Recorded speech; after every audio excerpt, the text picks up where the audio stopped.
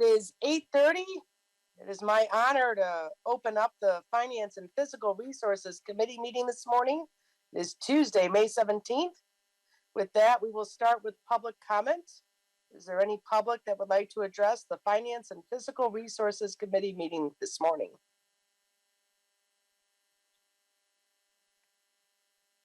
Is there any public comment, Linda? No public comment, Chair. All right, seeing none, we will close public comment. That will bring us to the consent agenda. Is there a motion to approve the consent agenda? So moved. Moved and supported. We'll take questions, comments, discussion on the consent agenda. All right, seeing none, all those in favor of passing the consent agenda, please say aye. Opposed, same sign. That motion passes. That brings us to item number 3 from Community Corrections. Al? Yes, action requested. Recommend to the Board of Commissioners to approve the annual Community Corrections Comprehensive Plan and application for grant funding under PA 511 of 1988. Public Act 511 of 1988 provides funding for community corrections advisory boards to administer and operate programs to provide alternatives to incarceration for offenders. The state requires a resolution approving the plan submission from the Board of Commissioners. The anticipated grant period is October 1, 2022 to September 30, 2023. It is expected that the grant will be renewable.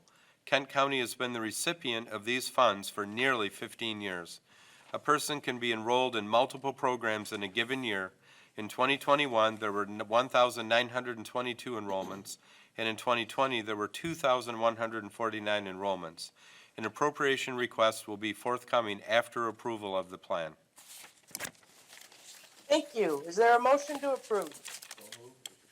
Support. Moved and supported, and we'll take questions, comments, and discussion. No comments, Chair.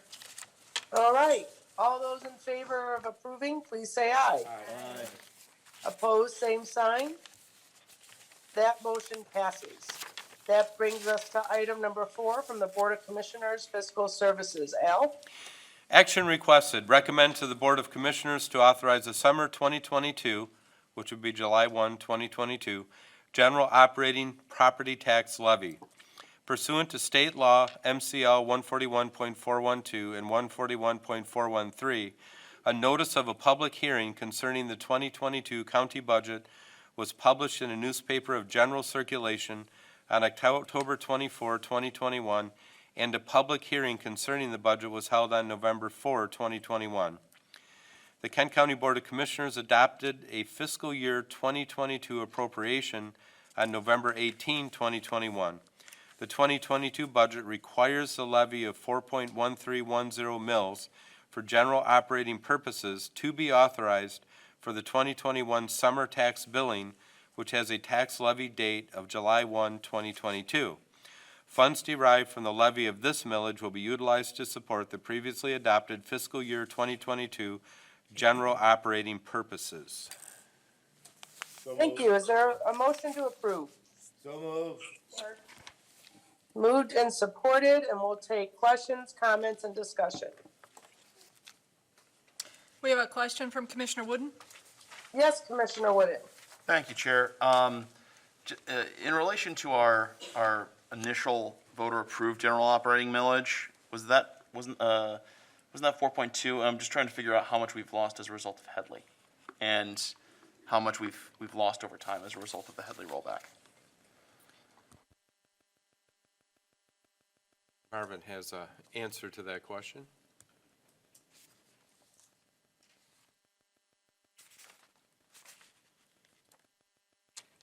Morning. The cumulative loss is 0.1493 mils, or that equates to about $4.4 million in lost revenue for 2022.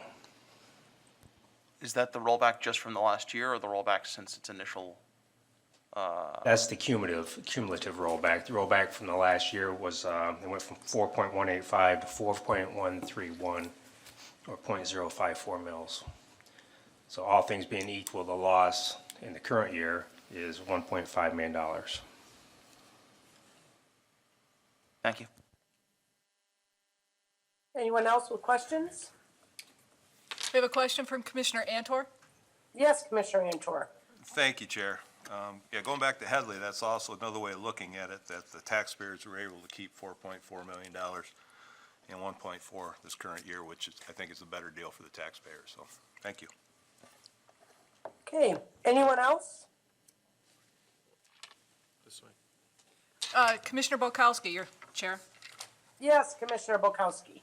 Yeah, related to the last two questions, you know, we have the chart in our apportionment packet, and we see it often related to taxable value versus equalized value and that differential.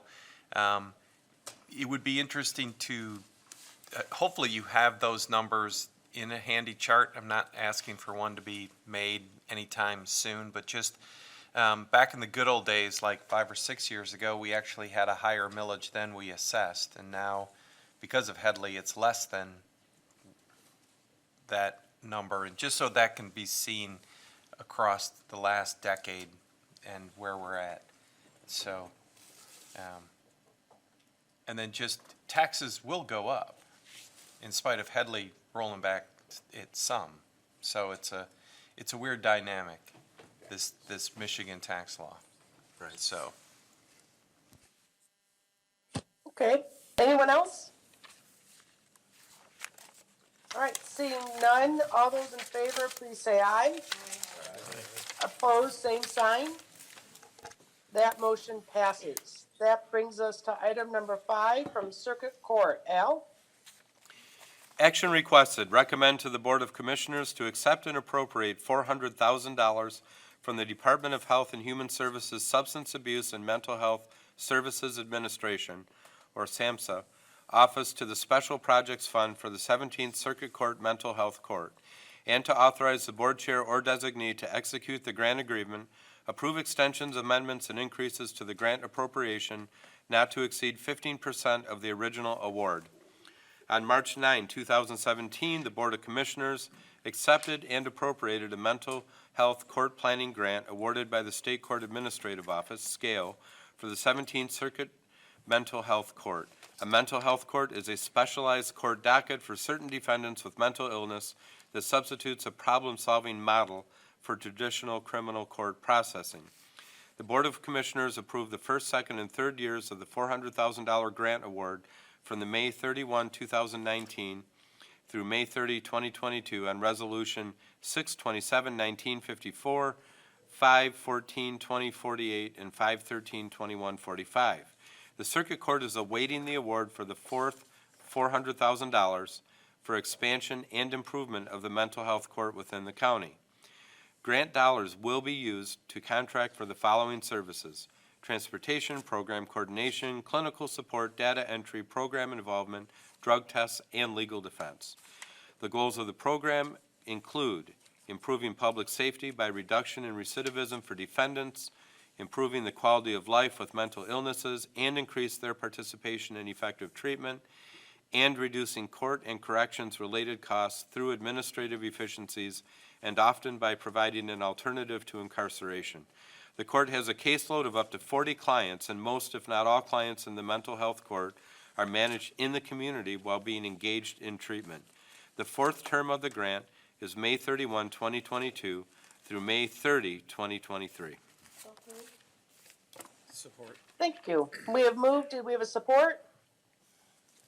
Support Bulkowski. Thank you. We'll take questions, comments, and discussion on this action item.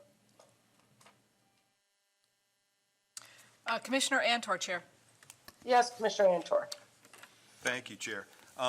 Historically, have we always kind of married the two together, the mental health and the other drug abuse? I mean, we're talking about two different things here. I was just wondering if those two have always fallen under the same category of grant money. In a treatment court, yes, and we do have folks from the circuit court here who are the experts and can certainly add to this discussion. Thank you. Good morning, Terry Clark, Project Director and Court Coordinator for the Treatment Support Court, the Mental Health Court. They are I don't know if they are budgeted the same, they are run separately. We do, as we receive referrals, refer back and forth if there's one more appropriate than the other, but they do run pretty independently of each other. It just seems like you split that 400,000, seems like either one could use all of that 400,000 given. It where is we're- not split, that is just for the mental health court. Okay. Okay, thank you. Any other questions? Commissioner Yes, Sparks? Commissioner Sparks? Thank you. Hi, thank you for being here. I'd like to know when this court is in action, so that maybe one day I could possibly go by and just see how it all runs. That'd be wonderful. We have regular court reviews on Thursdays. They begin at 2:30. And on the first and third, we have kind of more the full house where most have to report. On the second and fourth, we call that our sanction review. Those that are struggling, those that maybe are requiring closer monitoring come. Therefore, they're coming weekly. But you can catch some action any Thursday afternoon. Okay, I've been to the veterans Oh, court, and I've been to the one for alcohol. I just never had an opportunity to go to this. Courtroom 9D with Judge Rossi. Thank you. Commissioner Bulkowski, Chair? Yes, go ahead, Commissioner Bukowski. Thank you. Yeah, this brings up a issue I have with our not your, our committee structure. Because we're asked to approve the dollars, and you have 3 years of experience, and we're told your goals, but can you give us just a snapshot of your effectiveness? And is this something y'all want to do, you think is of value, and are we just accepting the money to spend the money? I think it's pretty life-changing for the individuals who participate. If it were not for their significant mental health, and right now the criteria is it's severe mental illness. These are folks who would require, while they're in the court system or not in the court system, pretty significant treatment and case management support to function. And keeping them out of jail or prison truly is, impact on their life.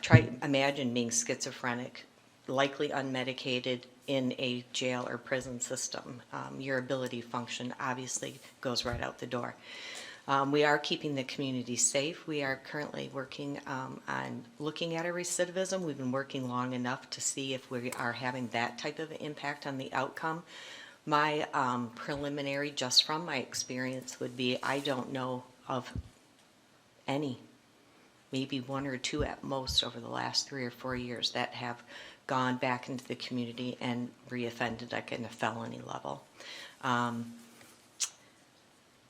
It takes about 405 days. It's not easy. It is high monitoring. We're pretty intensely in their life, monitoring their treatment, their medications, sometimes their physical. They have to come into court 1 to 4 times a month. It's pretty, we drug test them 3 times a week. We are calling, did they go to your treatment? Did they come drug test? Did they do this? It's pretty intense. It's about 405 days to complete, and it's only taking about another month on average for folks to finish up. We have a higher success rate than the state at the moment, 60%. We're wrapping up our 3rd year here soon, and we'll be doing another annual report. I have a feeling it's going to be higher than that. Our graduation rate right now is actually higher than our intake rate, much due to the pandemic. And so that's been really successful. So they're completing in good time, I think, because they're getting really good support, and they are all 100% engaged in treatment. 100% at graduation have been clean for 90 months or 90 days. Most of our folks are co-occurring substance use. I think the one area that we are challenged the most is getting enough in. Some of that definitely was related to the pandemic. Things kind of shut down, court processes slowed. But that's picking right back up again. And then we're also looking to expand our eligibility criteria to maybe take some high misdemeanors. The tricky part about that is getting a probation from district court assigned to the team who can make that commitment. And then we're also looking at maybe taking some of those more moderate level instead of severe mentally ill, but who also have just a lot of complexities. Maybe it's because they have multiple significant mental health diagnoses or the co-occurring substance use disorder. So we hope to bring more in and serve more over the next year. But so far, 60% success rate, 60% graduation rate, again above the state, which is about 52, I think. 100% medication compliance, which is huge, because if we can keep them on their medications and in treatment, their mental health stabilized, and they're less likely to engage in the behavior that resulted in their becoming involved with law enforcement. They report 100% improved mental health at graduation, and 71% improved employment, and 100% of them are in some sort of secured housing. All right, thank you very much. Yep, you're welcome. Okay, anyone else? Commissioner Antor, Chair?